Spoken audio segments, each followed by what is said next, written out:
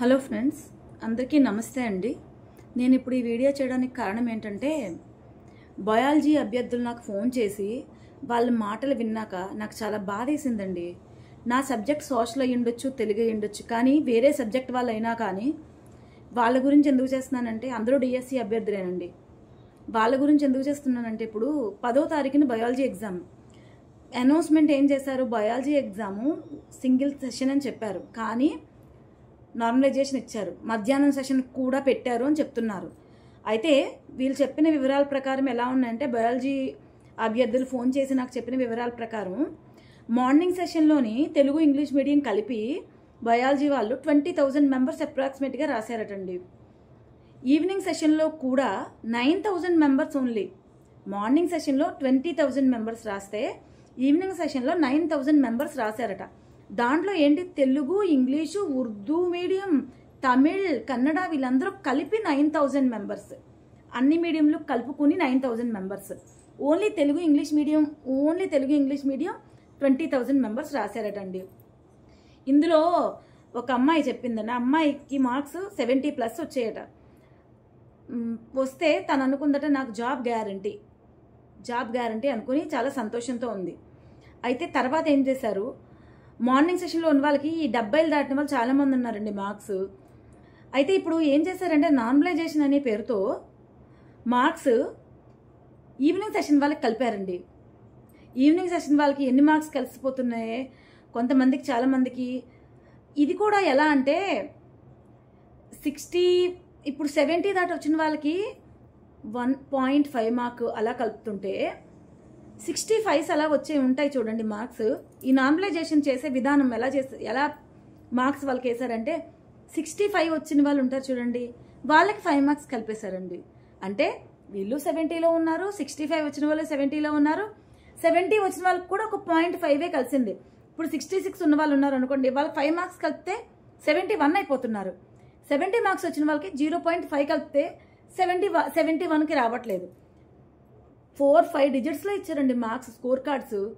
Single digit చాలండి అభ్యర్థి యొక్క స్థానం ఎక్కడుంటుందో తెలియజేయడానికి, ఉద్యోగంలో ఉండడానికి తెలియడానికి సింగిల్ డిజిట్ చాలు. ఇంత అన్యాయంగా చేస్తున్నారు.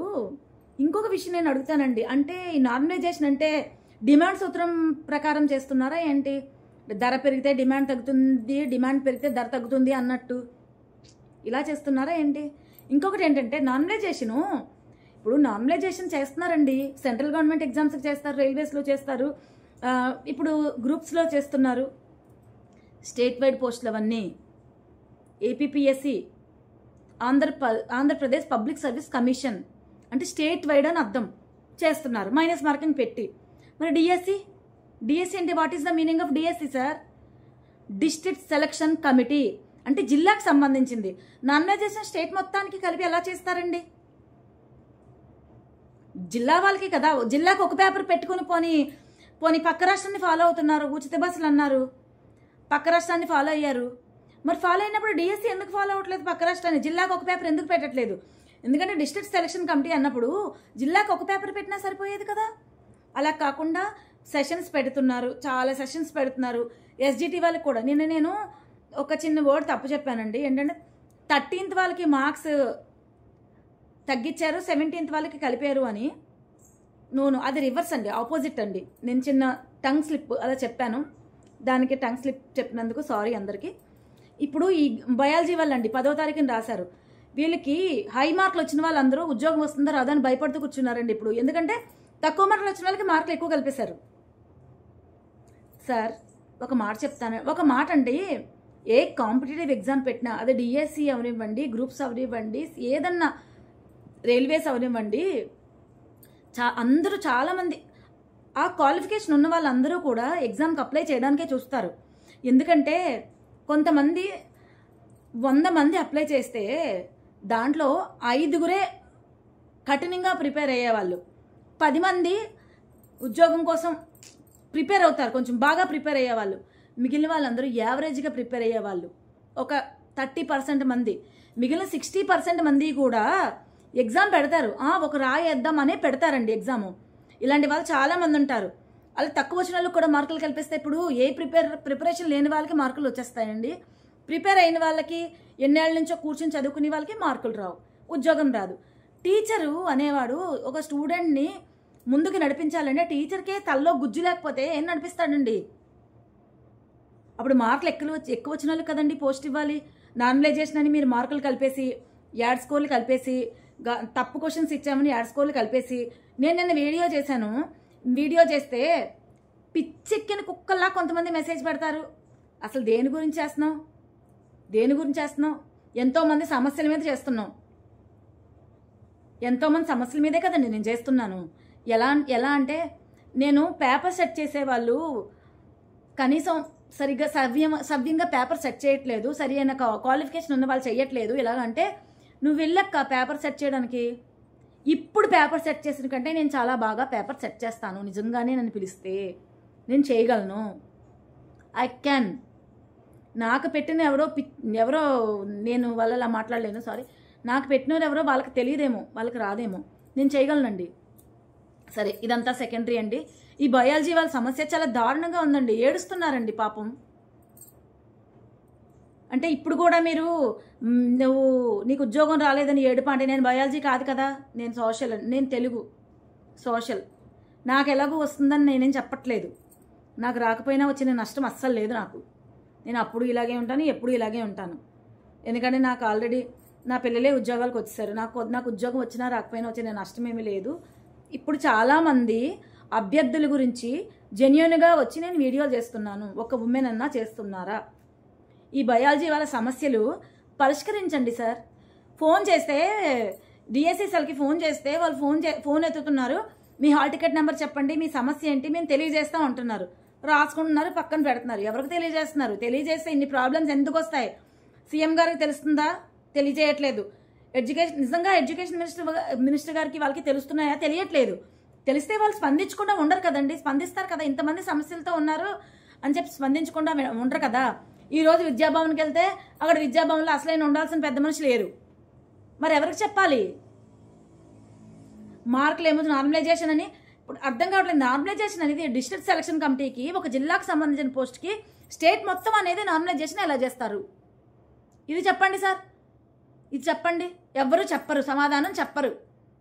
కేసులు వేస్తే బుట్టదాఖలు అయిపోతాయి. ప్రశ్నించకూడదు. ప్రశ్నిస్తే ఏంటి కొంతమంది అంటారు నన్ను బొక్కలో వేస్తారా? దేనికమ్మా? వెళ్ళి చట్టం చదువు.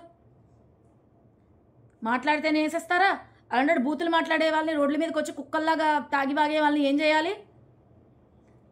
శతకోటి దరిద్రాలకు అనంతకోటి ఉపాయాలండి. జాగ్రత్తగా మాట్లాడండి. ఎవరితో ఉన్నా మాట్లాడేటప్పుడు, ఎవరి గురించి ఒక మెసేజ్ పెట్టినప్పుడు జాగ్రత్తగా మాట్లాడండి. నేను ఎవిడెన్స్ లేకుండా ఏమీ వీడియో చేయలేదు ఈరోజు. నాకు వాళ్ళు అన్ని ఎవిడెన్స్లతో సహా పెట్టారు కాబట్టి వీడియో చేస్తున్నాను. ఎంతమంది లాస్ అయిపోతున్నారు ఇలాగా? నార్మలైజేషన్ ప్రక్రియ ఎలా చేస్తారండి? 9,000 మందే ఉన్నారు, ఇక్కడ 20,000 మంది రాశారు. అంటే 9,000 మందే రాశారు, వీళ్ళు తక్కువ మంది రాశారు కాబట్టి వీళ్ళకి మార్కులు ఎక్కువ కలిపేయాలి, ఎక్కువ మంది రాశారు కాబట్టి తక్కువ కలపాలి అని చెప్పి చేస్తారా నార్మలైజేషన్? మళ్ళీ అంటున్నానండి, DSC district selection committee, state wide post కాదు. ఎందుకంటే మరి అలాంటప్పుడు మీరు స్టేట్ వైడ్గా నార్మలైజేషన్ చేసినప్పుడు ఈ పోస్ట్ ఏ జిల్లాలోనో రాసుకోవచ్చని ఎందుకు ఇవ్వలేదు? వేరే జిల్లాలో రాస్తే మేము నాన్ లోకల్ అయిపోతాం కదా.